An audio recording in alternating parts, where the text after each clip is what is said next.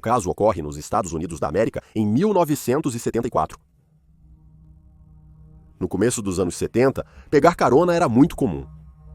Você poderia pedir carona na beira da estrada e logo conseguir uma. Era fácil e às vezes parecia inofensivo. Porém, nem todos os motoristas eram amigáveis. E nem todos que subiram no banco do passageiro chegaram aonde estavam indo. Conheça Mary Kathleen Schultz. Mary nasceu no 4 de novembro de 1948 e cresceu na cidade de Champlain.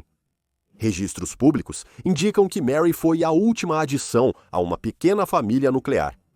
O pai dela se chamava Arnold e a mãe dela se chamava Louise. Mary teve uma criação acolhedora e estável, permitindo o desenvolvimento de seu talento criativo. Segundo conhecidos, ela era uma criança que nunca largava canetas e pincéis. Na adolescência, Mary se destacou nos estudos e por seu talento artístico. E no outono de 66, ela se matriculou na Universidade de Minnesota para estudar arte. Mary prosperou no ambiente criativo da universidade. Ela também estudou no exterior, passando um tempo na Europa, imergindo em novas línguas e culturas. Ela amava viajar e amava aprender. Em seus 20 e poucos anos, ela já dominava o alemão e o dinamarquês e até tinha iniciado os estudos de japonês. Ela se formou com honras na Universidade de Minnesota, obtendo seu diploma em arte, e focou em se tornar uma artista profissional. Nunca houve um plano B, Mary começou a viajar. Ela perambulava por cidades internacionais e vilarejos rurais com seu confiável caderno de esboços. Ela costumava viajar pegando carona para estender seu orçamento e conhecer novas pessoas na estrada. Mary acreditava que sempre era muito cuidadosa em suas viagens.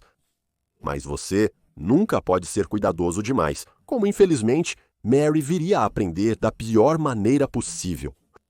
Em fevereiro de 1974, Mary tinha 25 anos e estava cheia de planos. Ela estava se preparando para outra aventura. Desta vez, era uma viagem para Chicago para participar de uma exposição de arte e encontrar com alguns colegas artistas.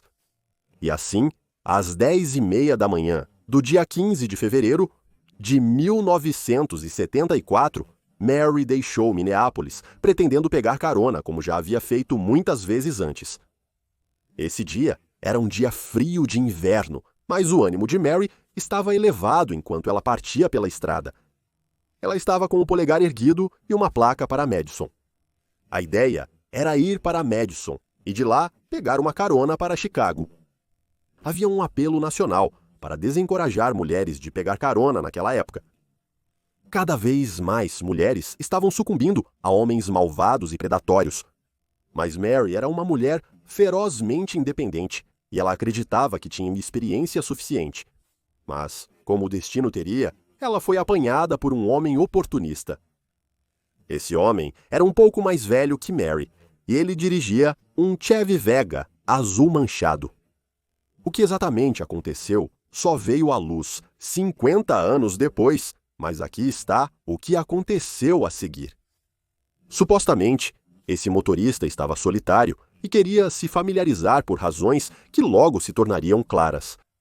Os dois partiram pela Rota 94, indo para leste, em direção a Chicago. Mas eles nem sequer passariam pela cidade de Springbrook, que estava a 90 milhas de onde ela foi apanhada. Mary acreditava que esse homem estava levando-a para Chicago por bondade do seu próprio coração, mas não demorou muito até que ele começou a agir de maneira estranha. Ele começou a fazer avanços para ela. Então o homem começou a se afastar da rodovia e fez uma curva para uma área isolada e tranquila, e foi onde ele fez sua primeira investida apropriada. Ele se inclinou e pediu contato sexual, mas Mary recuou e rejeitou suas investidas para a intimidade. Foi neste momento que o motorista puxou uma faca e ameaçou Mary. Apesar de ser ameaçada, Mary não iria se render e perder sua dignidade. Na época, transmissões nacionais direcionadas às mulheres diziam que, se fossem forçadas a ter relações sexuais, deveriam permitir para poderem sobreviver. Porém, Mary tentou sair do veículo. Este motorista pisou fundo nos freios em uma área selvagem abrigada por árvores nevadas e correu em volta do carro em direção a ela com uma lâmina na mão. Mary tentou correr pela neve, mas isso foi em vão. Este motorista era implacável, e uma vez que ela estava em suas garras, ele a esfaqueou. Mary levou o golpe e tentou se manter firme, lutando contra o violento ataque do homem em quem confiava. Ela agitou as mãos e os braços, tentando se defender dos golpes. Mas, tragicamente, as tentativas de combater esse agressor foram em vão. Mary foi esfaqueada um total de 15 vezes nas costas, abdômen e peito. A lâmina atingiu sua artéria principal e a perda de sangue a fez perder a consciência. Com Mary deitada no chão em uma poça de sangue e neve, esse homem doente e distorcido tentou distorcer seus traços faciais ao atingi-la com um objeto pesado. Esse homem espancou Mary entre os olhos e acima do nariz, quebrando seus ossos e afundando seu rosto. De acordo com a polícia, o homem colocou Mary no porta-malas do seu carro e começou a dirigir. Ele dirigiu pela 408ª Avenida e então parou seu veículo. Essa estrada era sem saída e serviu como o local perfeito para descartar discretamente um corpo. Esse homem esperava que pudesse carregar o corpo de Mary do porta-malas do carro até uma vala onde pudesse enterrá-la, mas enquanto arrastava o corpo de Mary pelos arbustos cobertos de geada, um homem local foi visto à distância, dirigindo em sua direção. O assassino parou o que estava fazendo e correu para o seu carro, antes de fazer um retorno e disparar para longe, nunca mais sendo visto pelos habitantes de Springbrook. Bem, não por mais 50 anos. Este homem local se chamava Dennis Anderson e ele estava dirigindo em seu carro com seu cachorro e por acaso estava dirigindo por este local rural. Dennis viu um suspeito fugindo da cena no que ele acreditava ser um Kev Vega dourado. Ele descreveu o perpetrador como um homem branco de cerca de 6 pés de altura, com cabelo castanho avermelhado e bigode grosso e escuro. Quando o homem partiu, ele deixou para trás o que parecia ser um corpo meio saliente de uma vala à beira da estrada. Dennis não conseguia acreditar no que estava vendo. Em pânico, ele voltou para casa e contou à sua esposa, mas ficou claro para Dennis que ele não tinha escolha. Ele tinha que ir e ver se essa pessoa na vala ainda estava viva. Dennis foi buscar seu vizinho e voltou para o local isolado onde pensou ter visto um corpo. Por volta da 1h15 da tarde, eles chegaram à vala e viram o que mais temiam, um corpo sem sinais de vida. Ao ver isso, os dois homens correram para a casa mais próxima que encontraram e chamaram a polícia. Quando retornaram à vala, eles já não estavam mais sozinhos. Um entregador havia acabado de se deparar com a cena e eles estavam profundamente perturbados. A polícia chegou em seguida e a cena encontrada era arrepiante. Descobriram que Mary foi esfaqueada mais de 1 dúzia de vezes e descartada na neve como lixo. A bolsa dela estava desaparecida. Não havia identificação, apenas uma pista, um gorro preto e laranja descansando na neve. Isso e a visão anterior de Dennis de um carro compacto e seu motorista, um detalhe que mais tarde se provaria ser impreciso. Então a polícia tinha 2 perguntas. Quem era o perpetrador e quem era a vítima? Essas eram precisamente as dúvidas de vários policiais do departamento do xerife do condado de Dunn. Felizmente, Mary foi identificada muito rapidamente, mas foi identificada por seu irmão, algo que imagino que deve ter sido além de horrível. Mas a primeira pergunta, essa foi a pergunta que não seria respondida por muito, muito tempo, e não antes de uma enorme investigação, abrangendo mais de 50 anos. Na época, Dennis Anderson deu sua descrição do perpetrador à polícia. Um desenho composto foi criado e divulgado na mídia para aumentar a conscientização e obter pistas. Contudo, alguns moradores locais azarados acabaram na linha de fogo. Homens semelhantes ao esboço foram convocados, interrogados e examinados minuciosamente. Seus rostos combinavam, mas suas histórias divergiam. Cada um desses homens tinha álibis sólidos. Os homens foram liberados um por um. Nenhum deles foi conectado ao assassinato, e com as pistas mortas, os oficiais focaram em Dennis. Afinal, ele foi o primeiro a encontrar o corpo, mas os oficiais acharam suspeito que ele não verificou primeiro os sinais de vida. Ele saiu em silêncio e trouxe alguém para examinar o corpo com ele. Isso por si só levantou suspeitas. Pior ainda eram seus motivos para estar lá. Ele alegou ter ido para essa área isolada porque seu cachorro ainda não estava pronto para retornar. Ele disse que ele e seu cachorro foram passear, mas seu cachorro queria passar mais tempo no carro. Esta foi uma desculpa incrivelmente estranha, para dizer o mínimo, mas talvez fosse apenas um instinto de dono de cachorro. Ao longo dos anos, Dennis foi trazido de novo, e de novo, e de novo. Os oficiais tentaram pressioná-lo, fazê-lo tropeçar e desgastá-lo, mas Dennis nunca vacilou, e seu relato nunca mudou, e as evidências eventualmente o apoiaram. Os investigadores encontraram uma pista: o chapéu que foi encontrado na cena do crime. O chapéu continha alguns fios de cabelo finos, suficientes para exame. No começo dos anos 70, as ferramentas forenses eram rudimentares, sem testes avançados de DNA e bancos de dados genéticos. Apenas microscópios e suposições. Os técnicos compararam as amostras de cabelo lado a lado. Eles verificaram a cor, estrutura e forma. Procuraram por padrões visíveis, apenas sob o vidro. Os cabelos não combinavam com o Dennis. A polícia começou a investigar outros criminosos violentos, conhecidos por atuarem na área, e compararam seus cabelos.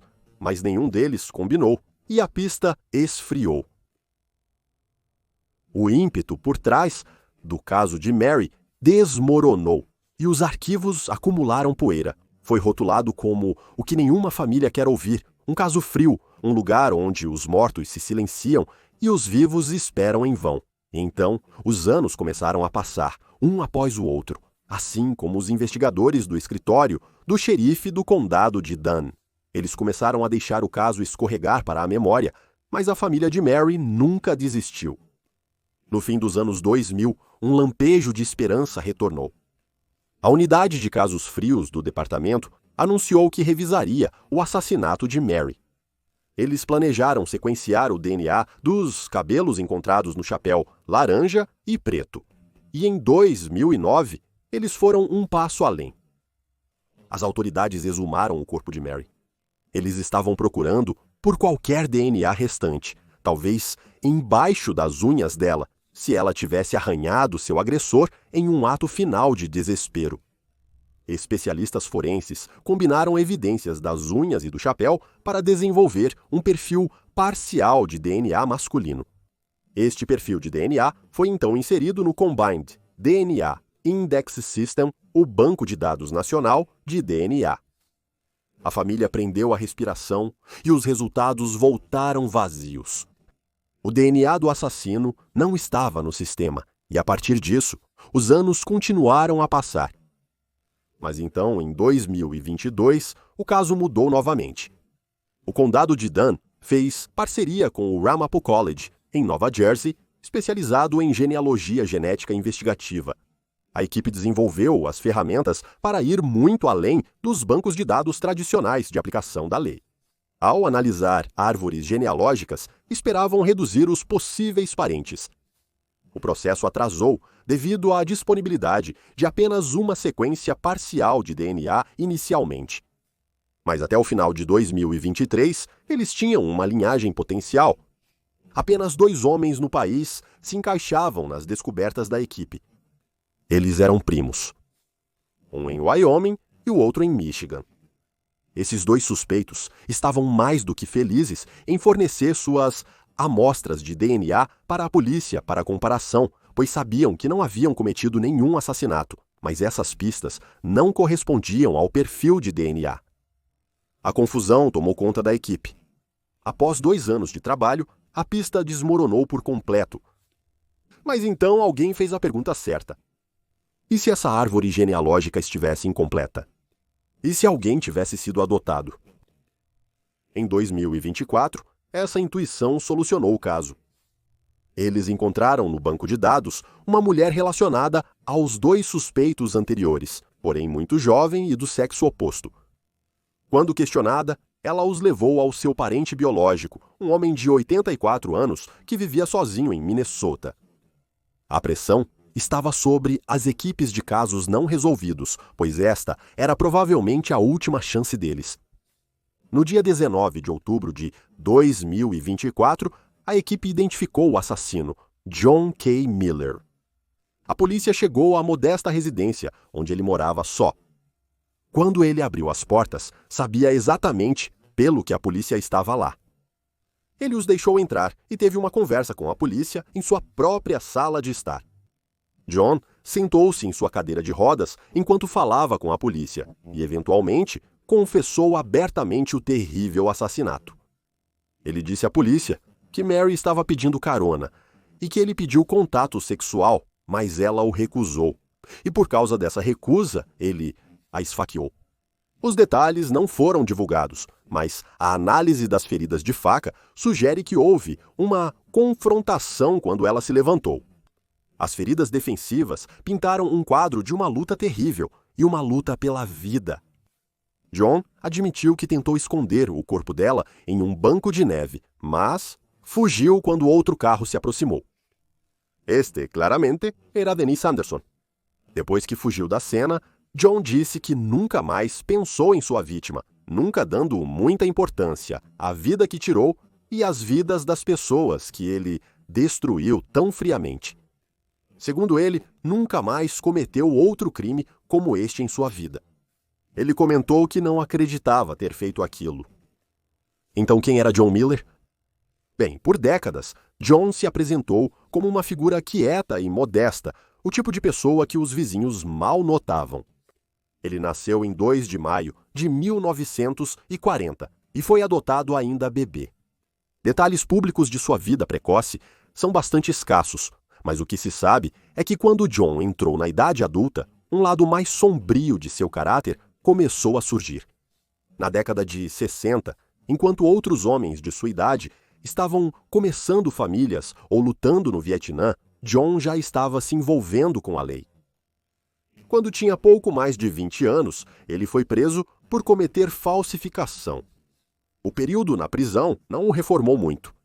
Depois de libertado, John perambulou por vários estados e aumentou seus crimes. Ele foi implicado em pelo menos 3 assaltos durante a década de 60, 2 arrombamentos em sua cidade natal, Austin, Minnesota, e outros no Texas, sugerindo um padrão de vagabundagem e ilegalidade. Em 1965, ele apareceu no Arizona, onde foi preso por uma tentativa de roubo. Em 1969, John cometeu um audacioso assalto à mão armada na Califórnia, ameaçando um balconista de loja de conveniência com uma arma carregada. Este crime o levou para a notória prisão de San Quentin.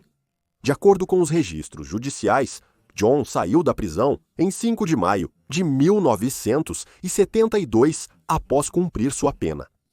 Ele se casou em 1973 e tentou um novo começo, mas então, um ano depois, ele matou Mary e conseguiu continuar sua vida sem ser consumido pela culpa por décadas a fio.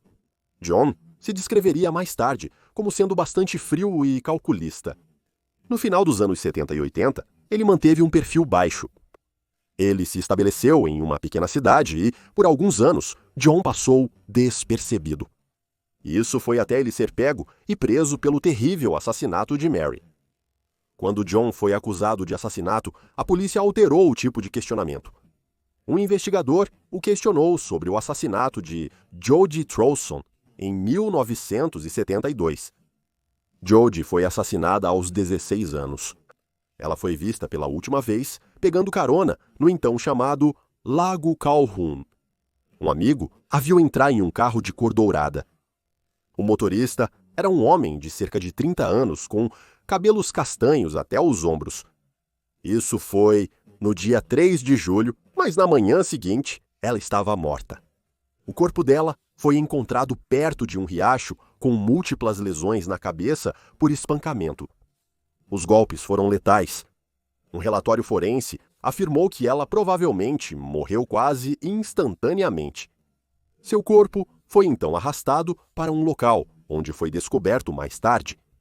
Até o momento, John não foi acusado de seu assassinato, ainda não, mas os investigadores acreditam que ele pode ser responsável por mais alguns assassinatos, já que a maneira como ele matou Mary parece que não foi a primeira vez, e afinal, ele se descreve como sendo frio e calculista.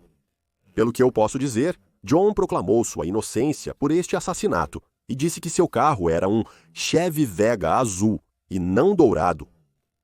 O processo judicial começou após sua prisão, onde ele se declarou culpado para evitar o incômodo de um julgamento e manteve sua confissão original. John Keith Miller foi condenado à prisão perpétua na quinta-feira, 27 de março de 2025, após se declarar sem contestação para o assassinato de 1974 de Mary, de 25 anos.